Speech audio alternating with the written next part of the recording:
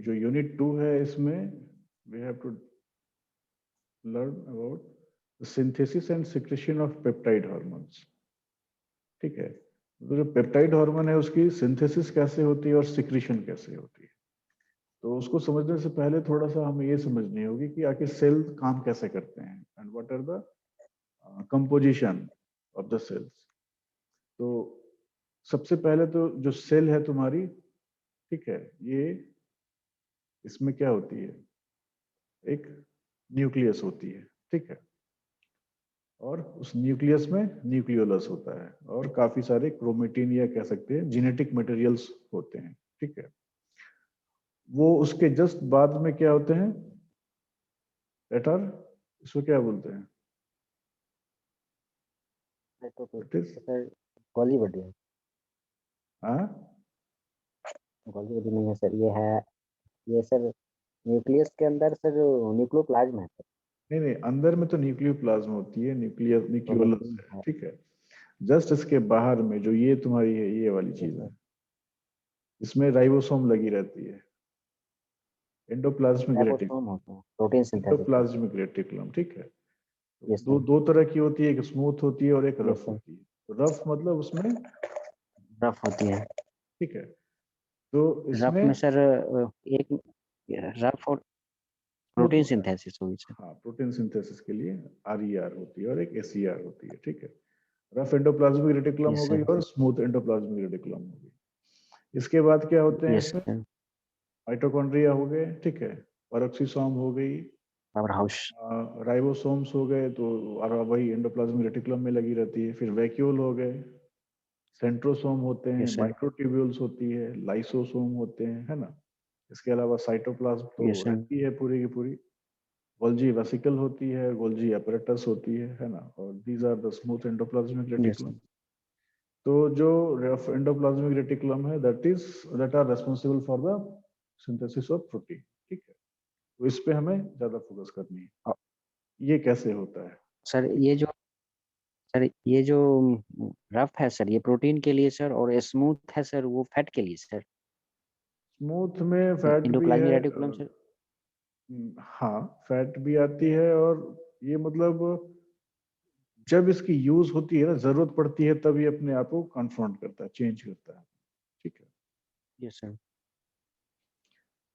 तो अभी हमें बेसिकली रफ एंडोप्लाज्मिक रेटिकुलम और पेप्टाइड हार्मोन्स के बारे में जानना है।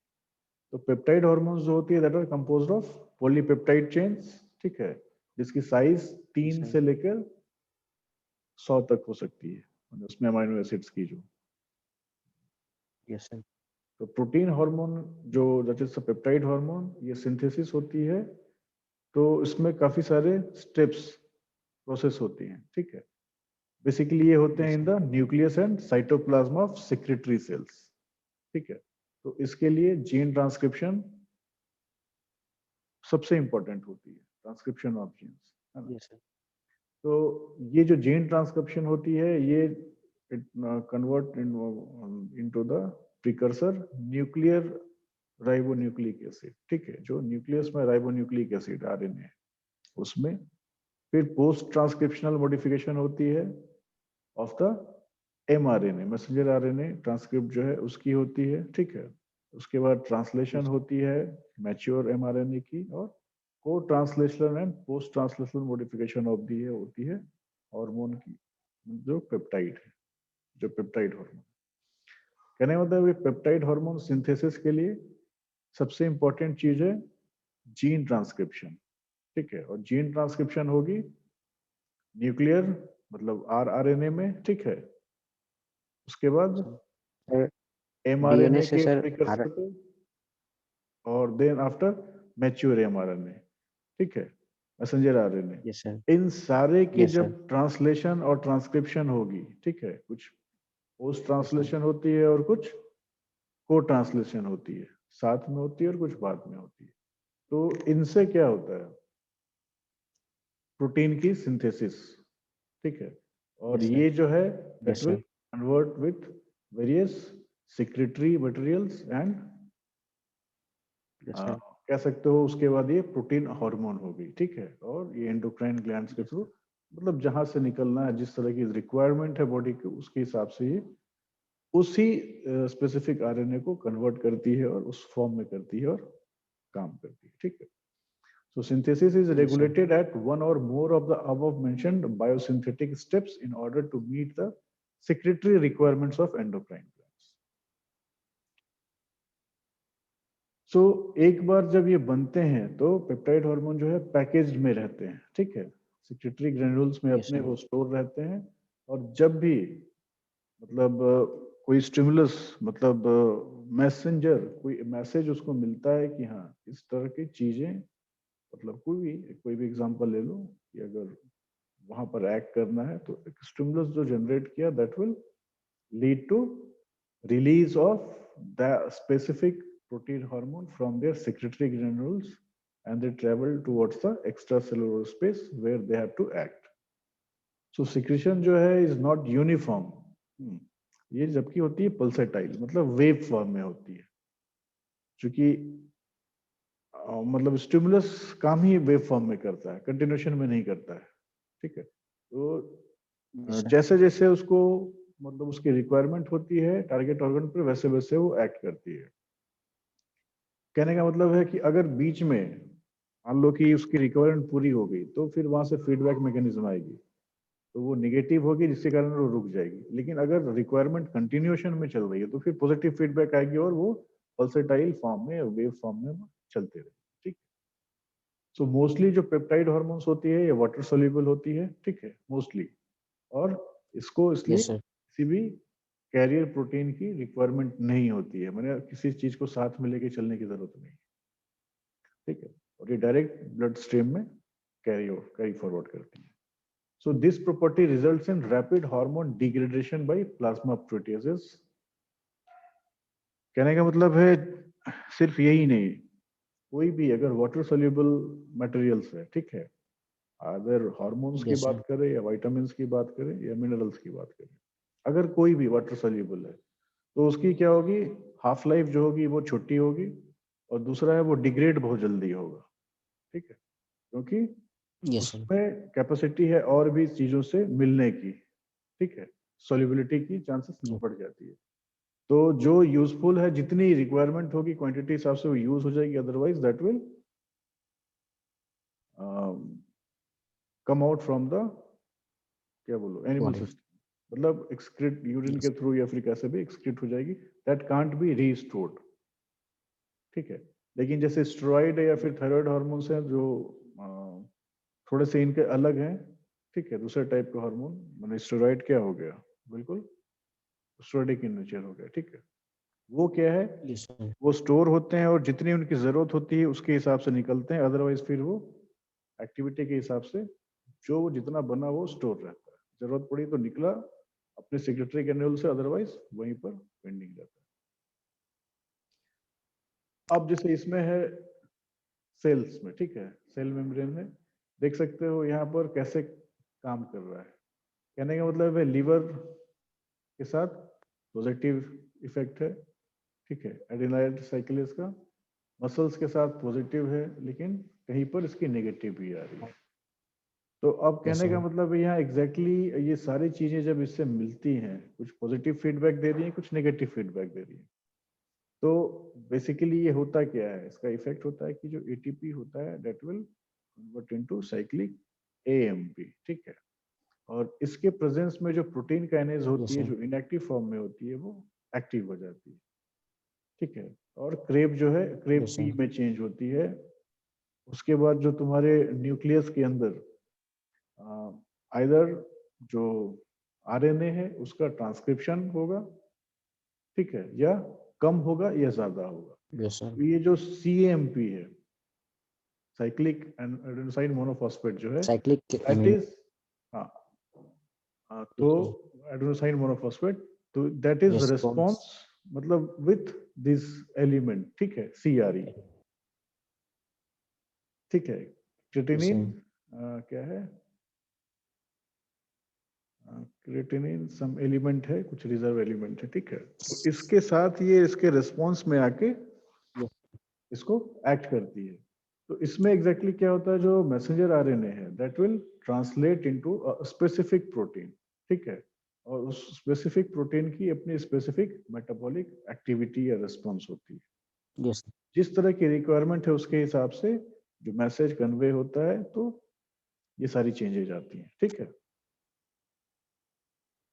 अब एक और एग्जांपल यस दिया सर गया है, प्लाज्मा ग्लूकोज जब इंक्रीज करती है तो क्या होगा, पैंक्रियाज में ये एक्ट करेगी, वहां से इंसुलिन आएगी, ठीक है, और insulin will act on liver, muscle और एडिपोज टिश्यू, ठीक है, लीवर में, मसल में, एडिपोज में।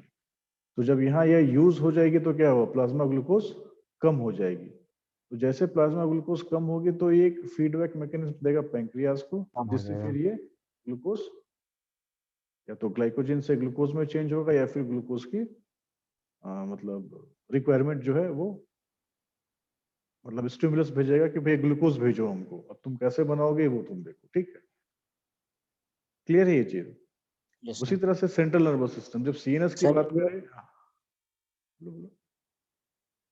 मतलब ये यहाँ हुआ, सर सर यहाँ पर माइनस साइन ये दे रहा है, नेगेटिव फीडबैक को बता रहा है सर मतलब यहाँ यहाँ से सर। कम पड़ रही है ना, निगेटिव फीडबैक हो गया ना, यहाँ ग्लूकोज की मात्रा कम हो गई, ठीक है। यस सर तो यस सर ये यस सर नेगेटिव फीडबैक देगा पैंक्रियास को कि भैया मेरे पास ग्लूकोज खत्म हो गई है, ठीक है, आप यहाँ से यस बंद सर करो।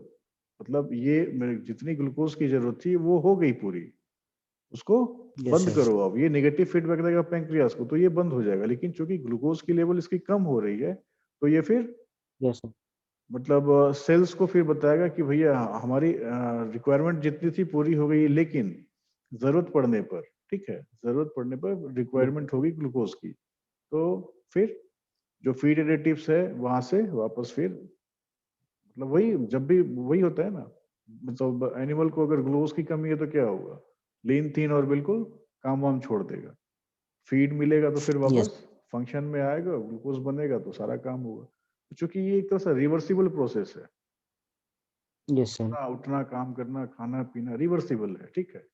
तो ये यस सर सीएनएस के थ्रू मैसेज जाती है, सीएनएस के थ्रू ये जाती है कि भैया ग्लूकोज की रिक्वायरमेंट वहां है, तो तुरंत ये काम शुरू कर दिया। जब उसका काम ओवर हो गया तो ये पैंक्रियास को मैसेज दिया, अब बंद करो ग्लूकोज, ठीक है। तो ये तो हो यस गई सर ये वाली। अब सेंट्रल नर्वस सिस्टम में क्या है, वो हाइपोथैलेमस को एक्टिवेट करता है, ठीक है, स्टिमुलस दिया, वहां से क्या हुआ, जो हार्मोन है that will be release from there specific centres, और वो पिट्यूटरी के पास, पिट्यूटरी से स्टिमुलेट होगी हार्मोन, ठीक है। हार्मोन जो है यस सर स्टिमुलेट होगी तो वो पेरिफेरल ग्लैंड्स में जहां भी उसकी रिक्वायरमेंट है वहां जाएगी, और उसके बाद वो पेरिफेरल ग्लैंड से पेरिफेरल हार्मोन्स, जो स्पेसिफिक हार्मोन आएगी वो और टारगेट टिश्यू पे एक्ट करेगी। तो ये सीएनएस के थ्रू हो गई। अब जब यहाँ पर जैसे इसका काम खत्म होता है तो ये फिर नेगेटिव फीडबैक देगा पिट्यूटरी को कि भैया जो हार्मोन रिलीज कर रहे हो उसे बंद करो, ठीक है। फिर यस यहाँ से सर वापस जाएगा हाइपोथैलेमस को कि हाँ भैया कंप्लीट अब बंद करो। तो वो फिर सेंट्रल नर्वस सिस्टम के थ्रू, मतलब एक होता है ना दो तरह का, एक मोटर न्यूरॉन्स है और एक, दो तरह के न्यूरॉन्स होते हैं ना, एक सर मोटर एक न्यूरॉन हो मोटर गए न्यूरॉन और दूसरे, सॉरी सर सर भूल रहे हैं सर स्किप कर रहे हैं। मोटर और तो मोटर न्यूरॉन का काम क्या है, दोनों तरह का काम, मतलब एक्टिविटी को, मैसेज को भी ले रहा है और काम भी कर रहा है, गेन भी कर रहा है, ठीक है। लेकिन बुलेशन एंड एग्रेशन यस सर कह सकते हो क्वेश्चन एग्रेशन। तो दूसरी वाली जो है फिर उसके थ्रू जा रही है, देखो हम भी स्किप कर गए। तो उसके थ्रू फिर सीएनएस को बता रहा है कि भाई बंद करो, मेरा जो जो रिक्वायरमेंट थी मेरी जितनी हार्मोन्स की वो हमें मिल गई है, ठीक है। तो ये एक चीज हो गई। लेकिन जब दोबारा फिर जब रिक्वायरमेंट होती है इसकी, तो फिर again it will tends the message to central nervous system. फिर वहां से ये प्लाज्मा मतलब सेल्स पे ग्लूकोज की प्रोडक्शन होगी और अगेन वो फिर एक्ट करेगा अपने, मतलब जो भी कंसर्न सिस्टम है उसके थ्रू, जिस भी तरह की चीजें की रिक्वायरमेंट है वैसे वो निकलेगा, ठीक है, हार्मोन निकलेगा और काम यस सर होगा। तो प्रोटीन्स जो है that are important as the backbones of the polypeptide hormones and for the integral work of the integral organs कह सकते हो। तो इस कारण से ये जो एंजाइम्स होते हैं, बहुत सारे एंजाइम्स वो पार्टिसिपेट करते हैं for the synthesis of various steroid और थायराइड हार्मोन्स, ठीक है। और उसके साथ यस साथ सर। कुछ एंजाइम्स भी है, वो भी पार्टिसिपेट करते हैं for the synthesis and degradation of intracellular enzymes और हार्मोन्स कह सकते हो। तो ये जो मतलब कह सकते हैं कि स्टेरॉइड हार्मोन की भी रिक्वायरमेंट है, तो उसके लिए भी प्रोटीन्स की रिक्वायरमेंट है, ठीक है, जरूरत है। तो प्रोटीन इसलिए कहा जाता है कि मतलब बैकबोन है पॉलीपेप्टाइड हार्मोन का, because it have yes the sir. function for preparation of steroid hormone as well as the protein hormone, ठीक है। So yes these are sir. critical membrane receptor and cytoskeletal molecules and an appreciation of the pathways for polypeptide synthesis and their associated cellular structures। कहने का मतलब है कि जो polypeptide synthesis, जो भी पॉलीपेप्टाइड हार्मोन की सिंथेसिस हो रही है और उससे रिलेटेड जो सेलुलर स्ट्रक्चर्स हैं, that are have to appreciated because these are the critical materials which is required for the formation of any protein or you can say the steroid hormones, ठीक है। Hormone के बनने के yes लिए sir. इन चीजों की बहुत ज्यादा जरूरत है। So the production of A functional protein hormone, functional protein hormone के बनने के लिए बहुत सारे स्टेप्स हैं। दैट्स ए मॉडिफिकेशन होती है किसी भी प्रिकर्सर मॉलिक्यूल की। कोई अगर इनएक्टिव फॉर्म में है तो उसे एक्टिव करनी है। हो सकता है उसमें कुछ केमिकल चेंज की रिक्वायरमेंट हो। हर एक की केमिकल स्ट्रक्चर अलग अलग है ना, प्रोटीन ही है लेकिन प्रोटीन की अलग अलग, हार्मोन्स की अलग अलग स्ट्रक्चर है। तो जिस हार्मोन की यस सर। रिक्वायरमेंट है उसके हिसाब से उसके केमिकल चेंज होते हैं, ठीक है, मॉडिफिकेशन होती है, उसके साथ वो प्रिकर्सर ऐड हो जाती है। तो यूकैरियोटिक सेल जो है इसमें बेसिकली दो कंपार्टमेंट होते हैं, एक न्यूक्लियस और एक साइटोप्लाज्म। और ये जो होते हैं which are delimited by plasma membranes and that are topologically contiguous with one another। मतलब कोई भी चेंज किसी भी तरह के हार्मोन की अगर सिंथेसिस है तो उसके लिए न्यूक्लियस और साइटोप्लाज्म जो मतलब इनके डीएनए मटेरियल हैं और जो प्रोटीन मॉलिक्यूल्स हैं, ठीक है, राइबोसोम्स वगैरह, तो ये जो होते हैं collectively they are responsible for the formation of a specific type of hormone, ठीक है, for the synthesis of yes. Specific hormone. Yes sir. तो ये चीज इसकी मतलब क्या बोलो, बहुत जरूरी होगी, ठीक है। Yes sir.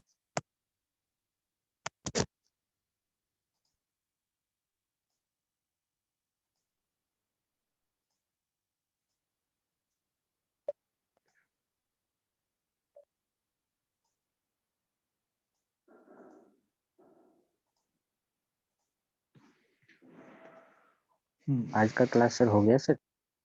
आज की क्लास समय भी लगा हुई है अब, ठीक है, प्रणाम सर। ठीक है। सर एक